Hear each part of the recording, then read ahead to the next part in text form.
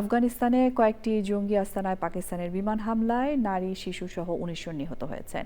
তালেবান সরকারের মুখপাত্র জবিউল্লাহ মুজাহিদ এই তথ্য জানিয়েছেন। বলেছেন আফগানিস্তান এর প্রতিশোধ নেবে। পাকিস্তানের সাম্প্রতিক বোমা হামলার প্রতিক্রিয়ায় এই হামলা চালানো হয়েছে বলে জানিয়েছে ইসলামাবাদ। সুদীপ্তা মাহমুদের রিপোর্ট। শনিবার গভীর রাতে পাকিস্তানের সীমান্তবর্তী আফগানিস্তানের কয়েকটি স্থানে বিমান হামলা চালায় ইসলামাবাদ। পাকিস্তান বলছে সুনির্দিষ্ট গোয়েন্দা তথ্যের ভিত্তিতে তেহরিকে তালেবান পাকিস্তান টিটিপি ও এর সহযোগী সংগঠন আইএসের 7টি ঘাঁটি এবং গোপন আস্তানা লক্ষ্য করে হামলা চালানো হয়েছে। এছাড়া ইসলামিক স্টেট সংশ্লিষ্ট একটি সংগঠনের ক্যাম্পেও হামলা চালানো হয়। আফগানিস্তানের পাকতিকা প্রদেশের একটি মাদ্রাসায় ড্রোন হামলা চালিয়েছে পাকিস্তান।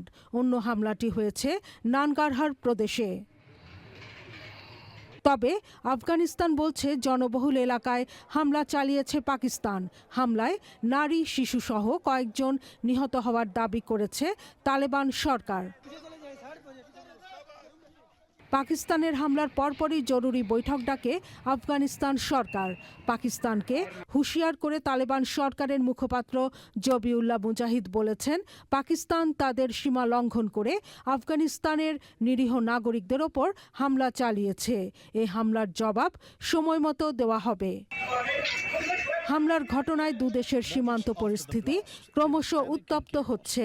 পাকিস্তান সরকার বলেছে তাদের কাছে সুস্পষ্ট তথ্য আছে রাজধানী ইসলামাবাদের মসজিদে হামলাসহ কয়েকটি হামলায় আফগানিস্তানের সরাসরি সম্পৃক্ততা রয়েছে।